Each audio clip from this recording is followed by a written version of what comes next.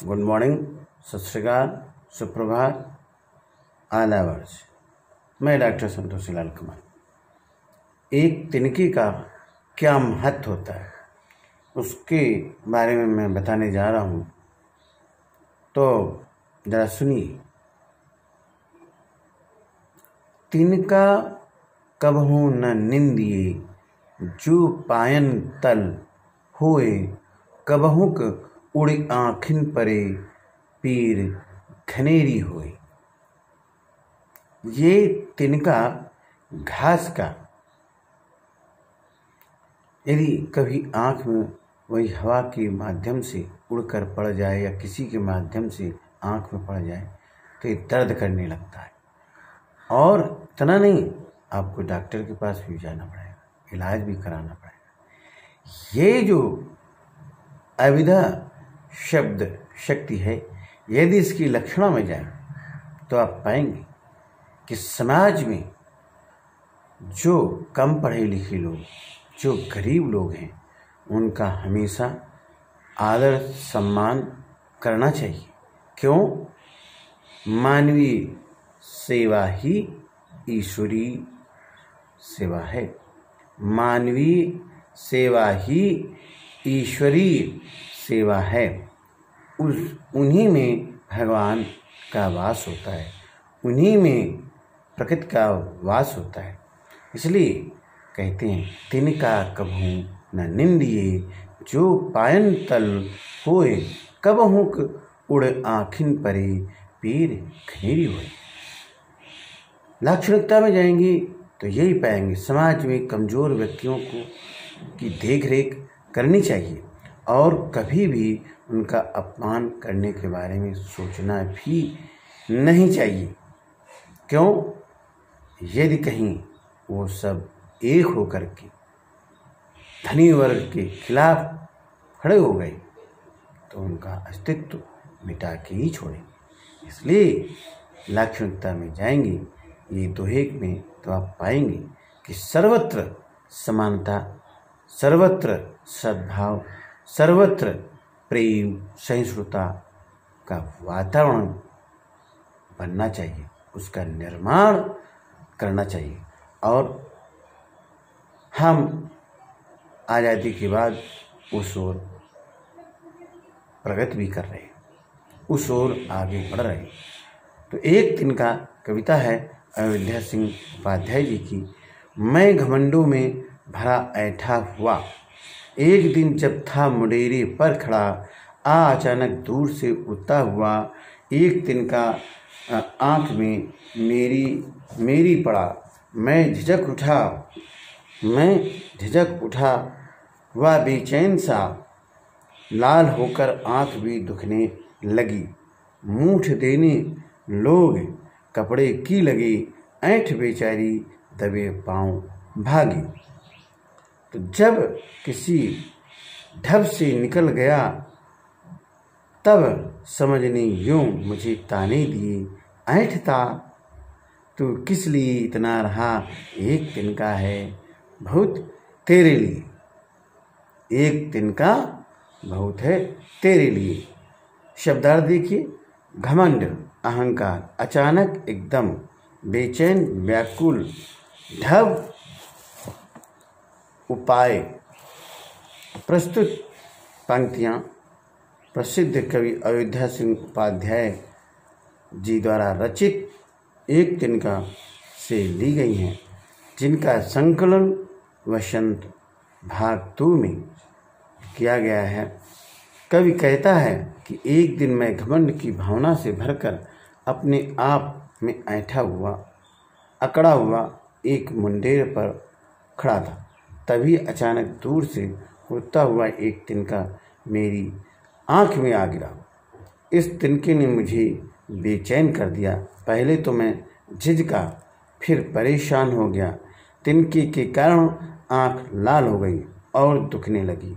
मेरे दुख को देखकर लोग कपड़े की मूठ गोला करके, उसको गर्म करके बनाकर मेरी आँख को सेकने लगी। तब मेरी अकड़ स्वतः ही भाग गई, अर्थात मेरा घमंड चूर चूर हो गया। उस समय किसी उपाय से मेरी आँख का तिनका तो निकल गया, पर मुझे अपनी भूल का एहसास हो गया। तब मेरी बुद्धि ने मुझे ताना मारते हुए कहा कि भला तू किस लिए ऐंठता था, अर्थात तेरा घमंड करना बेकार था। तेरे अर्थात कवि के घमंड को चूर करने के लिए तो एक दिन का ही काफ़ी है, अर्थात एक तुच्छ व्यक्ति या वस्तु भी हमें कष्टकर स्थिति में डाल सकती है। अतः व्यक्ति को स्वयं पर घमंड नहीं करना चाहिए, क्यों कि घमंड जो करते हैं मन शीतल हुए, जग में बैरी कोई नहीं, जो मन शीतल हुए। और कहते हैं, इसीलिए कहते हैं कि इस संसार में आपा को डार दी, प्रेम करे सब कोई। आपा को, घमंड को खत्म करके आप सबका दिल जीत सकते हैं। नीचे दी गई कविता की पंक्तियों को सामान्य वाक्य में बदलिए। जैसे एक तिनका आँख में मेरी पड़ा, मेरी आँख में एक तिनका पड़ा। मूठ देने लोग कपड़े की लगे, लोग कपड़े की मूठ देने लगे। एक दिन जब था मुंडेर पर खड़ा, जब मैं एक दिन मुंडेर पर खड़ा था, एक दिन मैं मुंडेर पर खड़ा था। लाल होकर आँख भी दुखने लगी, आँख लाल होकर दुखने लगी। ऐंठ बेचारी दबे पाँव भागी, बेचारी ऐंठ दबे पाँव भाग गई। जब किसी ढब से निकल गया तिनका, ढब जानते ना, तरीके से, विधि से। जब किसी ढब से निकल गया, जब किसी ढब से तिनका निकल गया। एक तिनका कविता में किस घटना की चर्चा की गई है जिससे घमंड नहीं करने का संदेश मिलता है। एक कवि घर के मुंडेर पर खड़ा था, अचानक उसकी आंखों में एक तिनका गिर गया, जिसके कारण वे परेशान होने लगे। जब किसी उपाय से तिनका निकला तो उन्हें चैन मिला। इससे ये संदेश मिलता है कि हमें घमंड नहीं करना चाहिए। आँख में तिनका पड़ने के बाद घमंडी की क्या दशा हुई? घमंडी बेचैन हो गया, उसकी आँख लाल हो गई। तब तक चैन न मिला जब तक तिनका बाहर न निकल गया। आप देखिए, घमंडी की आँख से तिनका निकालने के लिए उसके आसपास के लोगों ने क्या किया? कपड़े की मूठ बनाकर घमंडी की आँख को सेक पहुँचाने का उपाय करने लगे। एक तिनका कविता में घमंडी को उसकी समझने चेतावनी दी। ऐंठता तो किस लिए रहा, एक तिनका है बहुत तेरे लिए। इसी प्रकार कबीर की चेतावनी भी है। तिनका कबहू न निंदिए, पाँव तले जो होए, कबहू उड़े आँखिन परे, पीर खनेरी होए।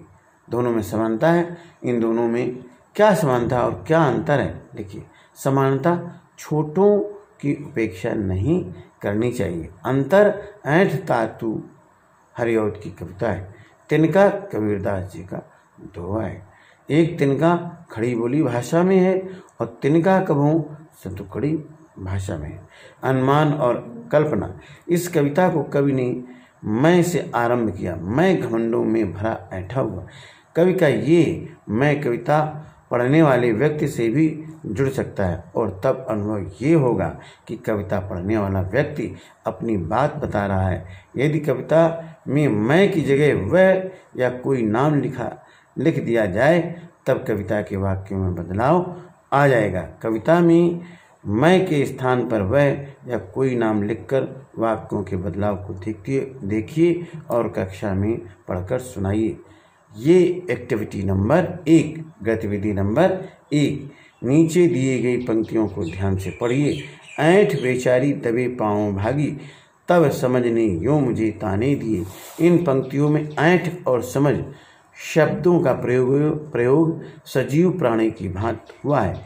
कल्पना कीजिए यदि ऐंठ और समझ किसी नाटक में दो पात्र होते तो उनका अभिनय कैसा होता। पात्रानुसार अपने भाव प्रकट करती।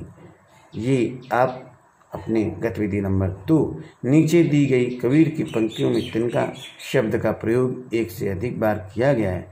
इनके अलग अलग अर्थों की जानकारी प्राप्त करें। उठा बबूला प्रेम का, उठा बबूला प्रेम का, और तिनका उड़ा आकाश, और तिनका तिनका हो गया तिनका तिनके पास। देखिए तिनका तिनका, जब एक ही शब्द की आवृत्ति बार बार होती है और अर्थ अलग अलग होते हैं तो वहाँ यमक अलंकार का प्रयोग होता है। तिनका घास का तिनका, और तिनका जिनका था, तिनका तिनके पास, तिनके तिनका है ना घास का टुकड़ा, तिनके पास जिनका था उनके पास चला गया। इसलिए ये उठा बबूला प्रेम का, और तिनका उड़ा आकाश, और तिनका तिनका हो गया तिनका जिनके पास। इसमें यमक अलंकार की आवृत्ति हुई है। भाषा की बात, किसी ढब से निकलना का अर्थ है किसी ढंग से निकलना। ढब से जैसे कई वाक्यांशों से आप परिचित होंगे, जैसे धम से वाक्यांश है, लेकिन ध्वनियों में समानता होने के बाद भी ढब से और धम से जैसे वाक्यांशों के प्रयोग में अंतर है। धम्म से, छप से इत्यादि का प्रयोग ध्वनि द्वारा क्रिया को सूचित करने के लिए किया जाता है। नीचे कुछ ध्वनि द्वारा क्रिया को सूचित करने वाले वाक्यांश और कुछ अधूरे वाक्य दिए गए हैं। उचित वाक्यांश चुनकर वाक्यों के खाली स्थान भरिए। छप से, टप से, थर से, फुर से, सन से। मेढक पानी में छप से कूद गया।